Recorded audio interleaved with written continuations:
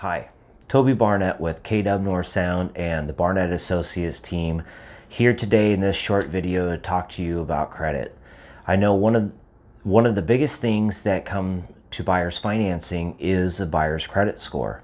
And I know credit score also can keep a lot of people from actually pursuing home financing because there's fear of past debts and stuff that, may have happened when we were younger that maybe still be haunting you around, and you don't know where to start to do it.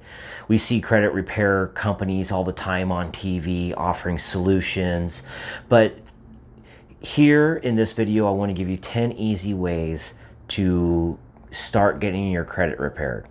Now, this is the exact system I did that post real estate recession that I used and developed for myself to then get myself back to where I have no outstanding collections, no outstanding debts, and to be able to afford and purchase the home I want and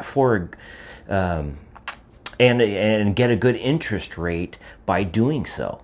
So where did I start? What was the first step I did? Well, the first step I did was to actually subscribe to a credit monitoring service. Back then I used 1-800 freecreditreport.com or whatever that one was with the little catchy jingle. And I pulled my credit report and just to see where I was at. And surprisingly, my credit score wasn't as bad as I actually thought it would have been.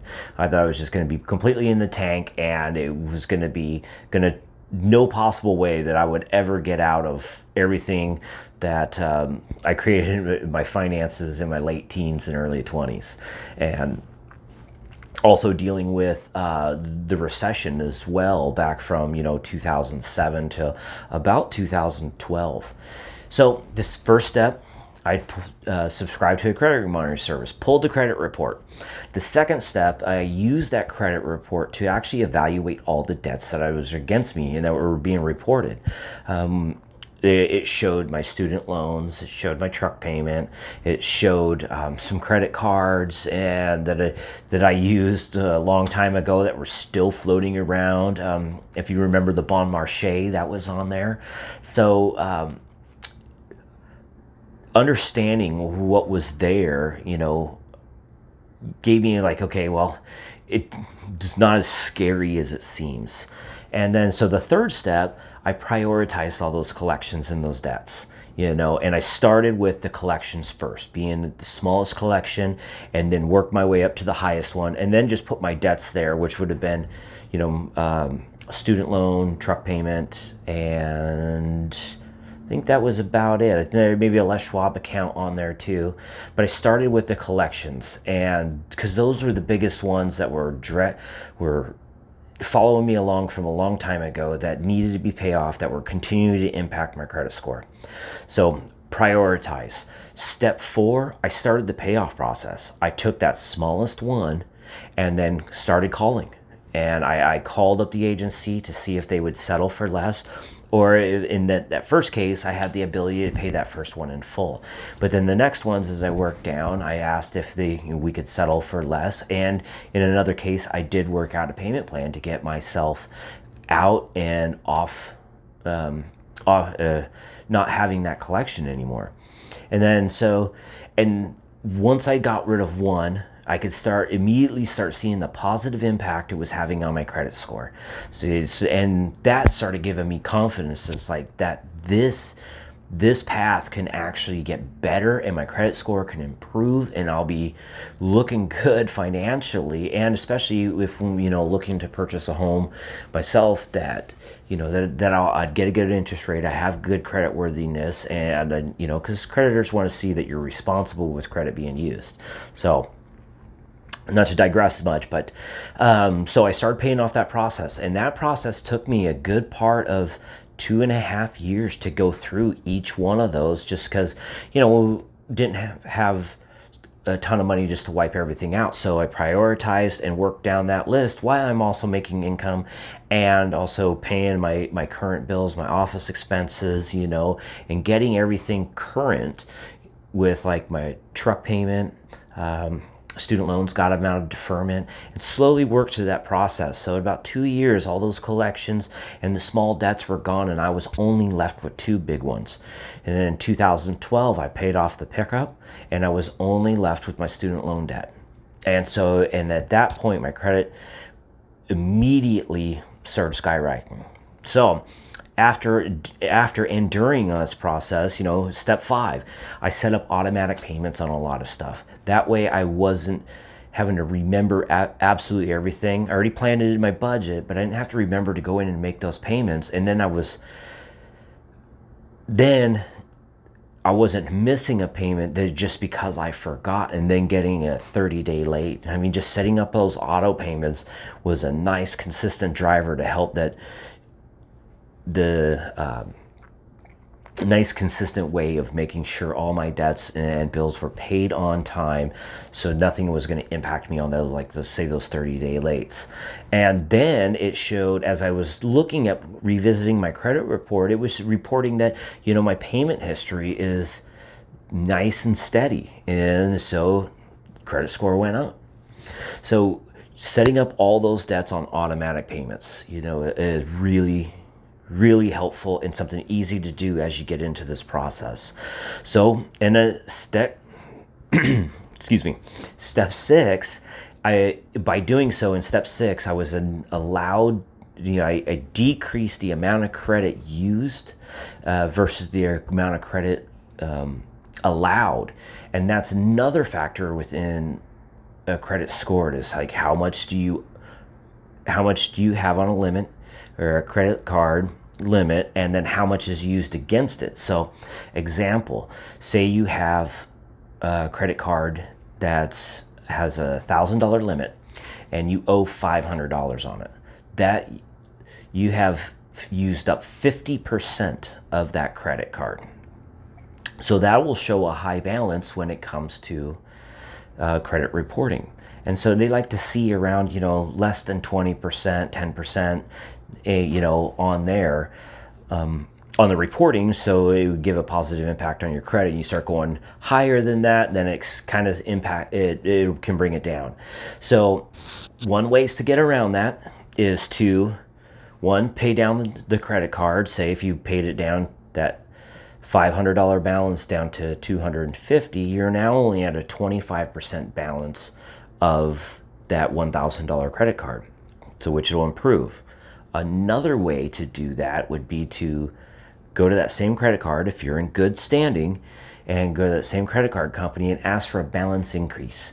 And so all of a sudden you owe $500 on a $1,000 card, and it's at 50%. Instead of paying it down to $250, you ask for a credit increase up to $2,000, and it actually does the exact same thing. So your ratios are put back into a good position without actually having any cash come out of your pocket. Now, in that it's helpful if you have a good credit history or a good payment history with that credit card to be able to then afford to ask to be able to submit to see if you can get that credit limit raised, because that's an easy way to immediately drop the debt owed, or the amount of credit used to the amount of credit available ratio. So that'll, because you want to keep that low. So even periodically over the last couple of years, I've been submitting to my credit card companies to increase my limits. I carry a zero balance on them, but I just want to see if they'll give me more money, and boom. So that gets bigger and bigger in that gap. So that's one way to actually do that versus then just paying down that debt.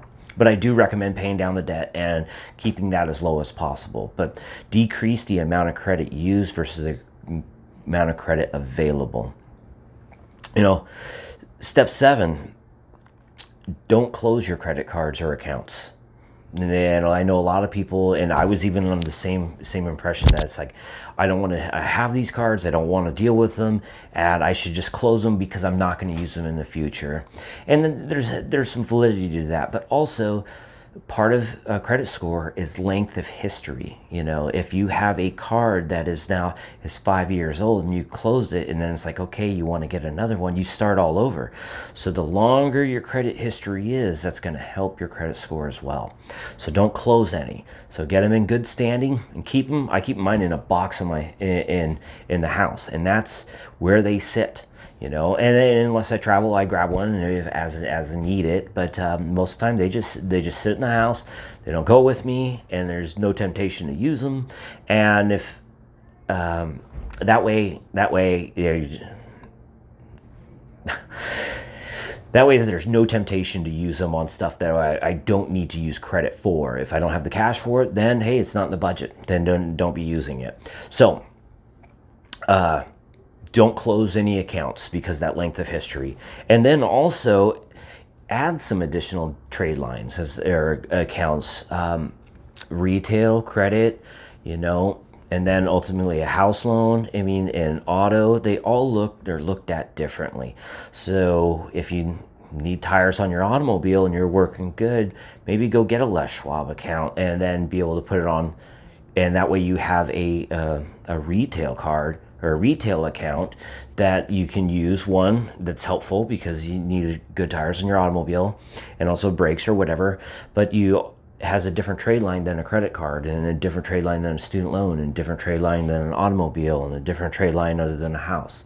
So it creates a bit of a variety that just shows that you have more access to various types of credits, not just all one single type. So, and the last thing, the step 10, is stay positive through this process. This is probably the least fun you're going to have trying to get yourself into financial shape to actually buy a home. It's never fun facing, what we did in the past growing up, and okay, it's like, okay, well, I need to clean up these debts, and because otherwise they're just going to keep haunting me and I'll never move forward. And so stay positive, because like I said, it's not fun revisiting and just shelling out money and getting nothing for it, no tangible thing for it. So stay positive, because then you're going to start seeing the improvements, and then you're going to get the gratification that, hey, I'm very credit worthy. I've worked my tail off to get to this point, and now that I've been doing this for so long, that I'm very protective of my credit score. I watch it all the time. I want to make sure, one, there's nothing being falsified out there that would negatively impact me, as well as just making sure I'm doing what I need to do just to make sure my credit score is getting better and better and better. That way, if we want to go buy another piece of property, or buy another house, or refinance the current home, I don't have to go through all these steps again to make sure I can be able to do it. I'm just consistently improving. And these 10 steps, so let me, on a quick recap, I know this video is getting a little bit long, but just a quick recap: subscribe to a credit monitoring service. Use that credit monitoring service to evaluate the credit report to evaluate debts and collections. Prioritize and pay off collections and debts. Start the payoff process and set up automatic payments on debts. Decrease the amount of credit used versus the amount of credit owed. And then don't close any accounts because you need that length of history. Add additional trade lines, and then continue to monitor your service, and then just stay positive. Those 10 simple things that you can do on a day-to-day basis, and it's not going to happen overnight. But just start step 1 with getting and looking at your credit. freecreditscore.com is not available anymore, so I use the Experian app just because that's who bought them. But I know there's other services out there that can allow you to do that. But you start there, and then take 2021 to get your credit on the right path to where you're going, so you can buy that house that you guys want.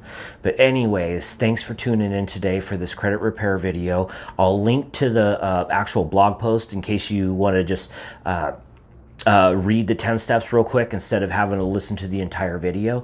But I'll go ahead and do that. But thanks for tuning in to this credit repair video, and we'll see you on the next one. Have a good holiday.